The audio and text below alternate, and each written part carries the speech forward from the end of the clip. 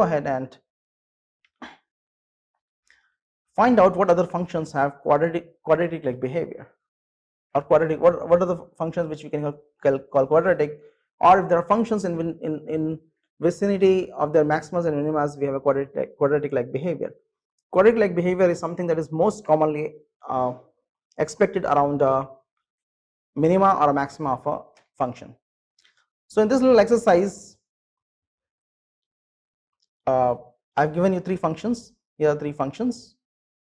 What we want to do is we want to plot these three functions and identify these functions have quadratic behavior at their minima and maxima. All right. So what is the first thing we're going to do? We're going to plot the function.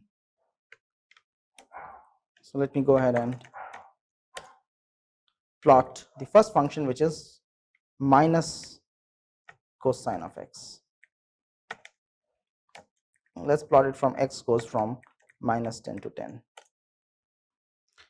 We get an auxiliary function which is minus 1 at x equal to 0, and then it peaks up again over here, and then peaks at pi,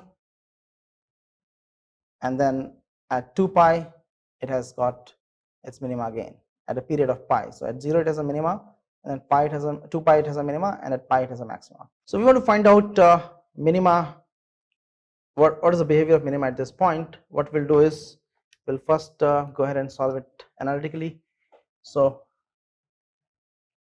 we know that cosine of x, let me make it a little bit bigger, cosine of x for small x goes like 1 minus 1/2 x square plus something at x to the 4th order. So ignore what is at x to the 4th order because we are only interested in small x behavior. You see cos x is actually quadratic. Now we're interested in not cos x, but we're interested in minus cos x. So let me put a minus sign here, which means I should multiply a minus sign over there. So then my result is 1/2 x square minus 1. This means that since the coefficient here is half, this means this is facing up. This is a bowl that is facing up. So let's go ahead and plot this function. Since we have approximate minus cos x as this function, let's go ahead and to Mathematica back and plot it. So this time I'll plot it along with minus cos x. So I'll put cos x minus cos x inside the curly brackets, and another function which is 1/2 of x square. I think I should go back here. Yeah, 1/2 x square minus 1, and let's see what we get. Oh, there we go. But we need to control the scale. So what we'll do is, it looks like the behavior matches, but I will plot range. I'll fix to 0 to 1 because cos x is between -1 and 1, so -1 to 1. So -1 to 1. There we go.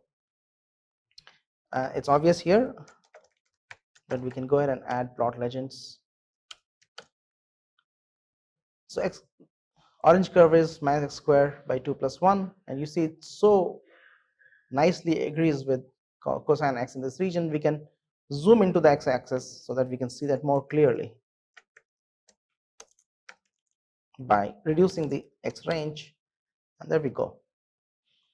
So when we say that when angles are small, we can approximate sin x with x and cos x with 1 minus x square by 2, this is what we mean, that the function behavior is actually very well captured by the approximated function.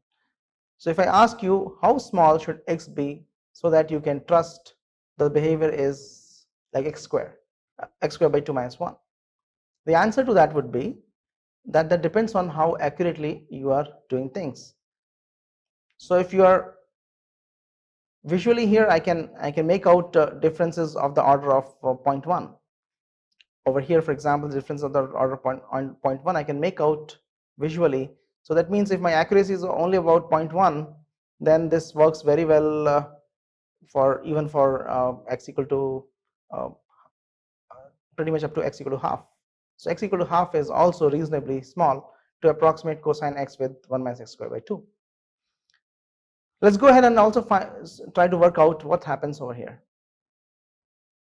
How does the function behave in this region? Is it also quadratic? So in order to work that out, let's go back to the blackboard, and now we're interested in cosine. We're interested near the maxima, and maxima is at x equal to pi. I want to find out the behavior of cosine x near x equal to pi. So for that, I'm going to do a Taylor expansion. Taylor expansion says that f of x is given by f of pi plus x minus pi f prime of pi plus x minus pi whole square by 2 f double prime of pi, and then corrections. Now in this case my function f is here, my function f of x is minus of cosine pi. So let's find out what is f of pi.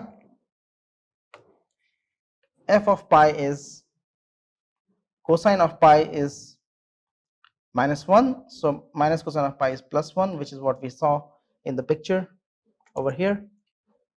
At this point, cosine of pi is minus 1, so minus cosine of pi is plus 1.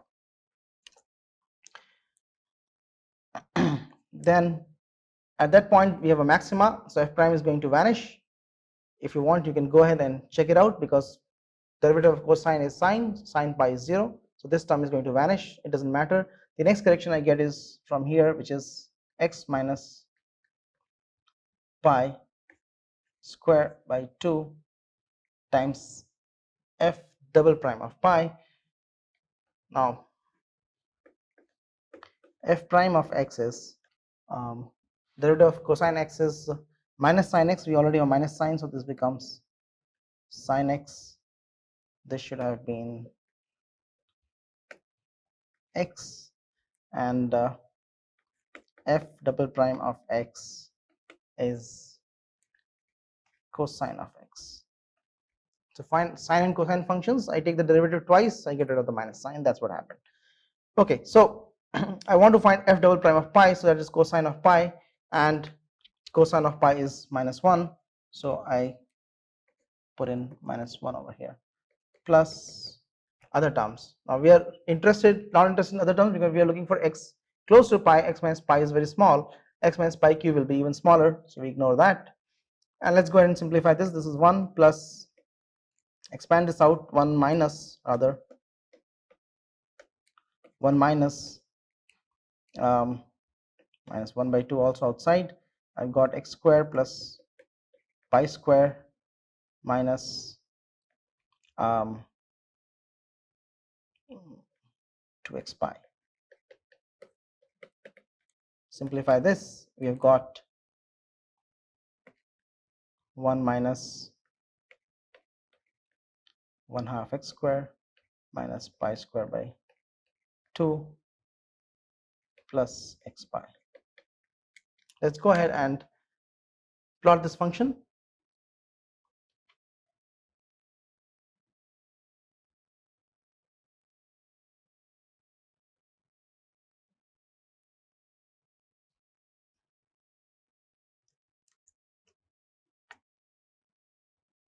So all right, since I don't need to expand, I can just plot this part to make life easier. What I'm going to do is I'm just going to plot this function. So that is third function I'm going to add to this list. Minus 1, we had plus 1, 1 minus 1 by 2 x minus pi whole square, and we'll execute that. Bingo, we get the green curve over here, which is the approximation for the function at the maxima, and you see that this is also quadratic and exactly meets the curvature over here. And that is the reason why we say f1 of x over here minus cos x has quadratic behavior at the maxima and the minima, because it's a periodic function. The same behavior is going to repeat at all the other maximas and minimas. Let's move forward and work on the function f2. So again, we'll start by plotting f2. Let's look what f2 looks like. It is minus sin x over x, and if you're familiar with this function, sin x vanishes at x equal to 0, x vanishes at x equal to 0, but sin x over x does not vanish at x equal to 0, it becomes 1. So let me go ahead and put x equal to minus 5 to 5, and again sin x over x is an even function, we get something like that. Let's go ahead and increase the range, see how does this function behave. We got that. This is cutting out the peak, so I'll fix that by adding a plot range, let's say all, and we'll plot everything. Alright, so I've got sin x over x. I see various maximas and minimas. I want to find out whether the function behaves quadratically over here. So how do we do that? We do the same thing as before. We go ahead and approximate the function near x equal to 0. This time my function is sin x x. Actually, it's sin x over x.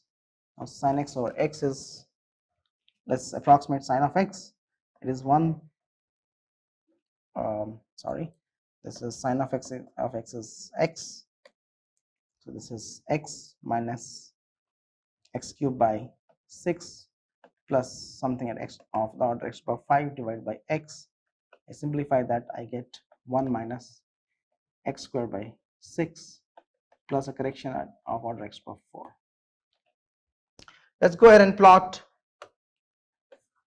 this guy and compare with sin of x.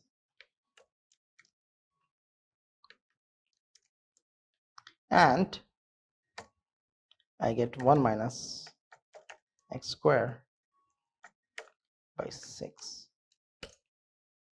Again, I need to fix the range, so let me, rather than saying all, I should say minus 1 to 1.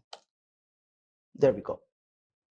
We get the agreement over here. I'll ask you to do minus sin x by x, so that there's a minima. So let's go ahead and do that. I want to do minus sin x by x, and I also want to flip the sign of this argument, so minus 1 plus x squared by 6. There we go. So minus sin x over x also has a minima at x equal to 0, which has a quadratic behavior. Let's go to the third function, f3 of x, which is minus 1 by x plus 1 by x squared. So for minus 1 by x plus 1 by x squared, and that also only for x greater than 0. Let's go ahead and plot that.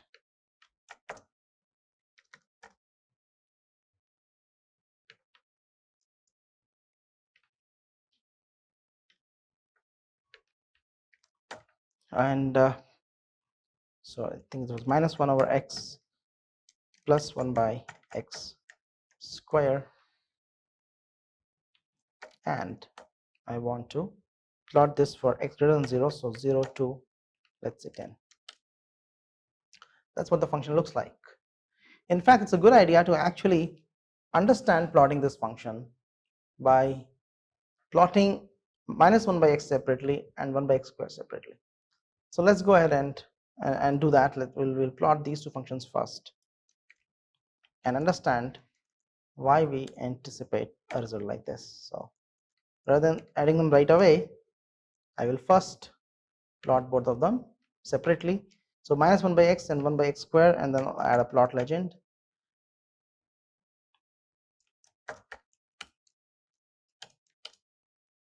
There we go. So blue curve is minus 1 by x over here, and orange curve is plus 1 by x square. As x is small, you see that 1 by x square will dominate. It's going to go like this. This is the dominating curve. So when I add the orange and the blue curve together, for small x, the behavior will be dominant for the orange curve.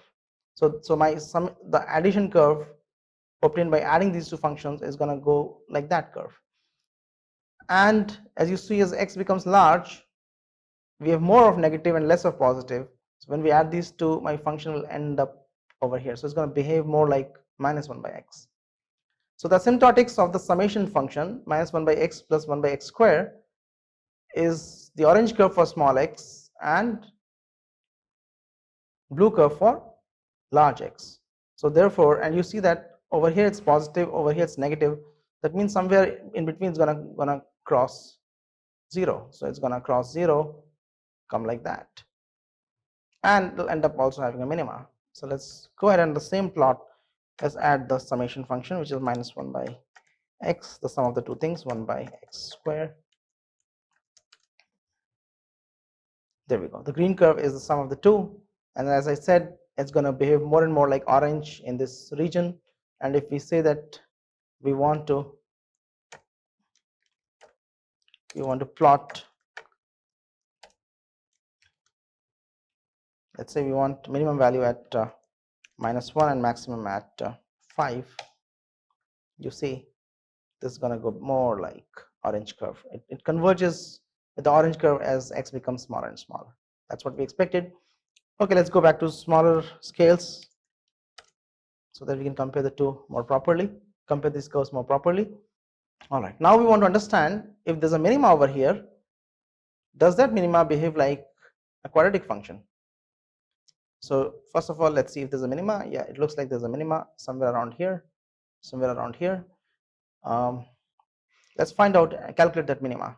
So in order to calculate that minima, we go back to the blackboard. The function that we are talking about here is f3 of x, which is minus 1 by x plus 1 by x square. I want to find what is df3 by dx. For minus 1 by x, I get plus 1 by x square and minus 2 by x cube. This must be 0 for the minima, and you solve this, you get x equal to 2 as a solution. So therefore, I expect the minima to be x equal to 2, which is what we see in the picture over here. So minima is at x equal to 2. Let's go ahead and find out what is the function f3 behave like near x equal to 2. So let's calculate what is df3 by dx square, second derivative. So I've got two terms here. I'll take another derivative of both these terms, and I get minus 2 by x cube for this term, and then plus 6 by x to the power 4 for the next term. And I want to evaluate this whole thing at x equal to 2. So evaluate this at x equal to 2, which is where my minima is. So on doing that, I get minus 2 by 8 over here plus 6 by 16. Okay, we can go ahead and simplify that, and this is going to be minus 1 by 4 plus 3 by 8, which is minus 1 by 4 is minus 2 by 8. This is 3 by 8 minus 2 by 8 is plus 1 by 8. So therefore, my f3 for f3 of x can be approximated near x equal to 2 as value of f3 at x equal to 2, which is, I can calculate from here, at x equal to 2 is minus 1 by 2 plus 1 by 4, which is minus 1 by 4. So it's minus 1 by 4. The first derivative is 0, so that's gone. Then I've got plus x minus 2 whole square by 2 times 1 over 8. So that's the function I want to plot. There are higher order corrections which I'll ignore. So this is the function I want to plot. So let me go back and plot this. This is, add that over here. This is minus 1 by 4